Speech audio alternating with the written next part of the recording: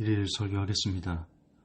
오늘 설교 제목이 모르핀 교회입니다. 모르핀 교회, 마약 교회라는 뜻인데요. 마태복음 3장 1절에서 11절입니다. 마태복음 3장 1절에서 11절.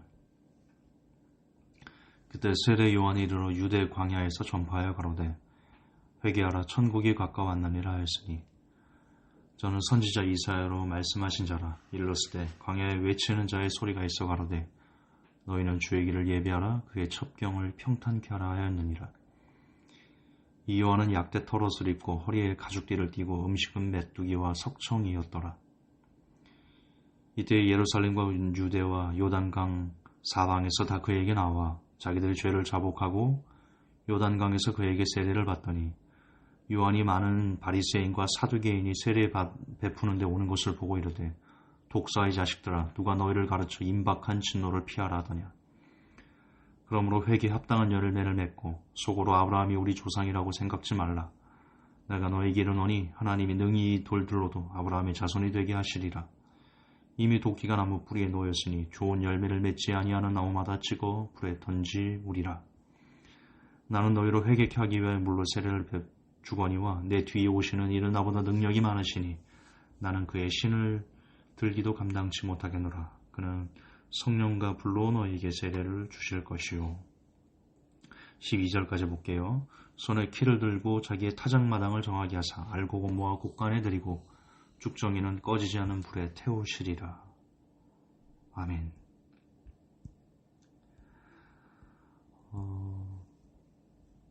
저번 설교, 이틀 전 설교, 형통의 품격이란 그 설교를 기억하십니까?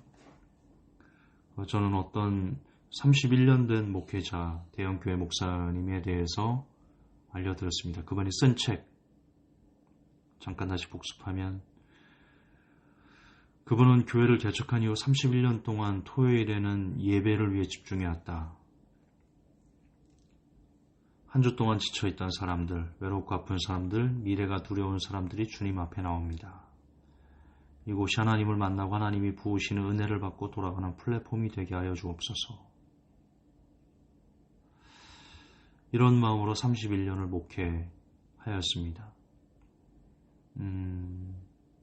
여러분은 어떤 목회자가 있는 곳에 가실 겁니까? 교회를 다니게 된다면 주일에 올 때마다 여러분의 죄를 지적해서 양심을 후벼 파는 목회자가 있는 곳에 가실 겁니까? 아니면 주일에 올 때마다 이 31년 된 목사님처럼 고생하고 힘들고 지친 성도들에게 위로를 주는, 용기를 주는 그런 메시지만 어떻게 하면 전할 수 있을까를 고민하며 사는 그런 메시지만 있는 곳에 가실 겁니까? 어떤 곳을 가실 겁니까? 대답을 잘 못하시겠습니까? 그럼 다시 묻겠습니다. 두 교회 중 주일에 올 때마다 죄를 지적해서 양심을 후벼 파는 목회자가 목회를 하는 교회와 주일에 올 때마다 성도들이 얼마나 고생했을까, 얼마나 힘들었을까, 얼마나 지쳤을까, 그들에게 힘을 주고 꿈을 주고 용기를 주는 메시지를 전하는 목회자가 있는 교회가 두 군데, 하나는 A, 하나는 B. 양심을 후벼 파는 목회자가 있는 곳을 A교회, 힘내라고 용기를 주는 교회가 B교회라고 하면 여러분은 두 교회 중 어떤 교회가 크게 성장할 거라고 생각하십니까? 말하면 입이 아프겠죠? A교회일 겁니다. 아니, B교회일 겁니다. 사람들은 B교회, 힘들고 지치고 고생해서 자기에게 위로를 주고 힘을 주고 용기를 주고 꿈을 주는 그런 교회에 몰려들 겁니다. 그리고는 이렇게 꼬리표를 붙일 겁니다. 부흥이다. 그 교회는 부흥이다. 하나님이 역사하셔서 그처럼 부흥됐다. 그게 맞는 말일까요? 그게 부흥인가요? 그처럼 사람이 많이 늘어나면 그걸 부흥했다고 우리는 불러야 되는 건가요? 자, 그러면 다시 돌아가서 오늘 마태복음 3장 1절에서 11절 세례 요한이 나옵니다. 세례 요한의 목회 방식이 나옵니다. 그는 세례를 받으러 오는 사람들에게 이야기합니다. 요한이 많은 바리새인과 사두개인이 세례 베푸는 데 오는 것을 보고 이르되 독사의 자식들아 누가 너희를 가르쳐 임박한 진노를 피하라 하더냐. 그러므로 회개 합당한 열매를 맺고 속으로 아브라함이 우리 조상이라고 생각지 말라. 내가 너희에게 이르노니 하나님이 능히 이 돌들로도 아브라함의 자손이 되게 하시리라. 양심을 후벼 파죠. 너희들은 아무것도 아니야 라고 얘기를 하죠. 아프죠. 듣기 싫을 겁니다. 양심에 찔릴 겁니다. 만약에 여러분들이 한 주간 살면서 교회를 오는데 한 주간 살 때 정말 세상 사람보다 못하게 그렇게 살아왔어요. 그것을 누가 영어로 꿰뚫어보고 죄인들아 하나님의 은혜를 받을 줄 생각지 말아라. 이 독사의 자식들아 회개 합당한 열매를 맺어라 라고 그렇게 목사님이 야단을 친다면 여러분들은 그 교회를 2번 가고 싶지 않아 할 겁니다. 자, 그러면 다시 세례 요한을 어떻게 생각하십니까? 세례 요한을 하나님의 사람이라고 믿습니까? 세례 요한을 예수님께서 오시는 길을 예비한 사람이라고 인정합니까? 그렇다면 다 인정한다면, 인정 못한다면 여러분 크리스찬이 아닙니다. 세례 요한은 예수님께서 극찬을 냈던 여자가 난 사람 중에 세례 요한보다 큰 이가 없다라고 이야기해준 엘리야의 심령으로 온 엘리야가 세례 요한입니다. 엘리야가 하나님의 사람이 아니다라고 말하면 이단되는 거죠. 네, 세례 요한은 하나님의 사람이 아니다라고 말하면 이단되는 겁니다. 자, 그렇다면 그의 메시지는 하나님께서 주신 메시지입니까? 우리는 세례 요한을 하나님의 사람이라고 인정을 해야 됩니다. 아니면 이단되는 겁니다. 그렇다면 세례 요한의 입에서 나오는 메시지는 하나님께서 주신 메시지입니다. 인정합니까? 인정하셔야 됩니다. 근데 그 세례 요한의 메시지는, 하나님의 메시지는 무슨 메시지였냐? 많은 바리새인과 사두개인, 오늘날로 말하면 그들은 아브라함이 우리 조상이라고 생각했습니다. 오늘날로 말하면 구원의 확신에 젖어서, 흔들림 없는 구원의 확신에 젖어서 세상에서 세상 사람들과 별다른 차이를 못 느끼게 그렇게 죄를 짓고 죄를 즐기고 죄를 버리지 않고 예배에 나오는 사람들에게 세례 요한은 이 독사의 자식들아 회개 합당한 열매를 맺어야 돼. 구원의 확신 개나 줘. 지금 그 얘기입니다. 그 얘기입니다. 아브라함이 우리 조상이다. 이게 구원의 확신을 갖고 있다는 거거든요. 우리는 하나님의 자녀이기 때문에 무조건 구원받아. 선택받은 선민이야. 그 얘기입니다. 그거 버려. 하나님이 능히 돌들로도 아브라함의 자손이 되게 할 수 있어. 하나님이 능히 돌들로도 구원을 줄 수 있어. 뭐 이런 비유하자면 그런 뜻입니다. 그러니까 많은 바리새인과 사두개인 자신을 아브라함의 조상이다. 하나님의 자녀다. 선민이다. 구원받았다라고 생각하고 회개 합당한 열매를 맺지 못하고 나오는 모든 사람들, 그들이 바리새인과 사두개인인데 오늘날로 따지면 구원의 확신에 젖어서 회개 합당한 열매를 맺지 않고 여전히 죄 가운데 죄를 즐기면서 예배에 나오는 사람들, 그들이 그 모든 이들을 바리새인과 사두개인이다라고 우리가 표현할 수 있을 것입니다. 그들에게 하나님은 뭐라고 말씀하시냐면 이 독사의 자식들아라고 말씀하신다는 겁니다.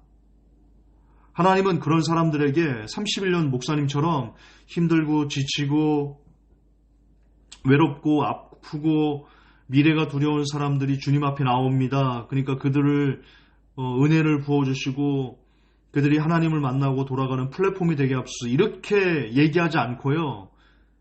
하나님은 그들을 향해서 구원의 확신에 젖어서 회개 합당한 열매를 맺지 않고 그렇게 오늘도 죄와 짝하고 죄를 버리지 않고 죄와 즐기는 사람들을 향해서 하나님은 이 독사의 자식들아라고 외친다는 겁니다. 그들이 힘들고 지치고 외롭고 고통스럽고 꿈이 없고 희망이 없고 비전이 없고 쓸쓸하고 이런 것을 돌아보는 게 아니라 이 독사의 자식들아, 회개 합당한 열매를 맺어라고 말씀하신다는 겁니다. 이게 하나님의 뜻이라는 겁니다. 이것이 하나님의 메시지라는 것입니다.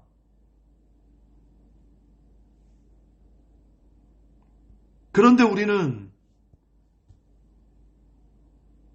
그런 교회는 가지 않습니다. 다시 묻겠습니다. 여러분은 세례 요한이 담임 목회자로 있는 곳에 가서 예배를 드리러 가실 겁니까? 아니면 그 31년 대형교회 목사님, 어떻게 하면 성도들을 잘 위로할까? 어떻게 하면 성도들을 잘 그 꿈을 줄까? 희망을 줄까? 용기를 줄까? 이런 생각만으로 31년을 목회해온 그 대형교회를 가실 겁니까? 어디를 가실 겁니까? 아마도 세례 요한이 목회하는 곳에는 사람이 적을 겁니다. 세례 요한의 메시지가 귀에 거슬리고 양심에 찔리기 때문입니다. 그러면 그곳에는 사람이 적겠죠. 그럼 그것은 부흥이 안 되었다고 말해야 되는 건가요? 도대체 우리가 말하는 부흥의 기준은 뭡니까? 그냥 사람만 많아지고 교회 건물이 크게 성장하면 부흥인가요? 그게 부흥의 조건이라면 거대한 절간도 부흥인가요? 이슬람 부흥인가요? 로마 카톨릭 부흥인가요? 거대한 바티칸 성당 부흥인가요? 우리는 부흥에 대해서 잘못 알고 있습니다. 잘못 가르치고 있습니다. 부흥은 세례 요한의 메시지처럼 가슴을 찢는 그 메시지를 듣고 한 명의 영혼이 자신의 죄를 직시하여 돌이켜 깨닫고 회개하는 것이 부흥입니다. 부흥은 수의 많고 적음이 아닌 한 사람 한 사람의 영혼이 변화되는, 지극히 개인적인 하나님과의 1:1 관계가 부흥입니다. 우리가 쓰고 있는 부흥의 개념은 성경적이지 않습니다. 끝으로 다시 묻겠습니다. 여러분은 어떤 교회를 가시겠습니까? 여러분의 영혼을 죄로부터 자유하게 해주는, 그래서 여러분이 아프지만 여러분의 심장이 꿰뚫릴 것 같지만 귀가 쓰리고 눈물이 나고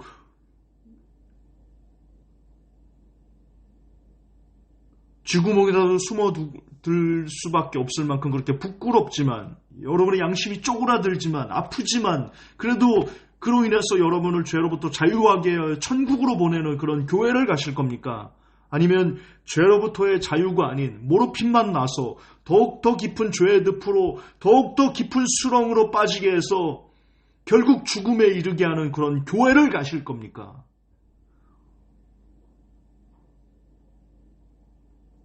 오늘날 대형교회는 거의 다 모르핀 교회, 죽음으로 가게 만드는 그런 메시지가 아주 큰 비율로 선포되어지고 있습니다. 여러분이 세례 요한을 하나님의 사람이라고 믿는다면 그의 메시지는 하나님이 주신 메시지인데요. 그 메시지는 다시 얘기하지만, 독사의 자식들아, 누가 너희를 가르쳐 임박한 진노를 피하라 하더냐. 그러므로 회개에 합당한 열매를 맺어라. 하나님의 말씀입니다. 이걸 세례 요한의 메시지라 들으시면 안 됩니다. 하나님의 말씀입니다. 회개에 합당한 열매를 맺어라. 속으로 아브라함이 우리 조상이라 생각지 말아라. 구원의 확신 생각지 말아라. 이미 도끼가 나무 뿌리에 놓였으니 좋은 열매 맺지 않은 나무마다 찍어 불에 던져 버리실 것이다. 귀에 듣기 싫고 양심에 걸리지만 이것이 하나님의 메시지입니다. 이것이 오늘날 우리를 향한 하나님의 뜻입니다. 부디 모르핀 교회, 그 모르핀에 중독되어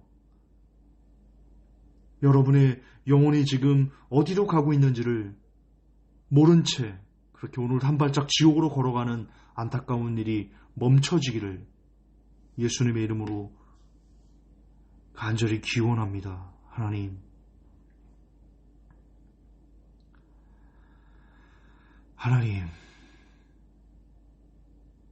모르핀 교회가 한국교회에 너무나 많이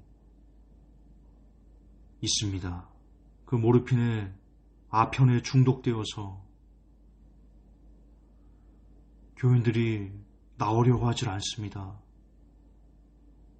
모르핀에 중독되어서 모르핀을 끊으려고 하니 그 금단 현상으로 인해 나오려고 하다 다시 돌아갑니다. 이 안타까운 시대, 이 안타까운 영혼들을 향해서 하나님은 오늘도 성경을 통해서 세례 요한을 통해서 이 독사의 자식들아 회개 합당한 열매를 맺어라. 아브라함의 자손이라 생각지 말아라. 라고 외치고 계시는 줄 믿습니다. 하나님, 부디 우리들이 이 귀에 거슬리고 이 양심을 찌르는 이 소리에 하나님의 메시지에 무릎 꿇어서 모르핀을 끊게 하여 주옵소서. 마약을 끊게 하여 주옵소서. 그래서 진정 우리의 영혼이 사는 길이 무엇인지, 하나님 나라에 갈 수 있는 길이 무엇인지 올바르게 판단하는 그 금단 현상을 잘 극복해내는 복이, 은혜가 제게 그리고 이 메시지를 듣는 모든 사람들에게 임하게 도와주시옵소서. 걸어가신 우리 구주 예수님 이름 받들어 기도하옵나이다. 아멘.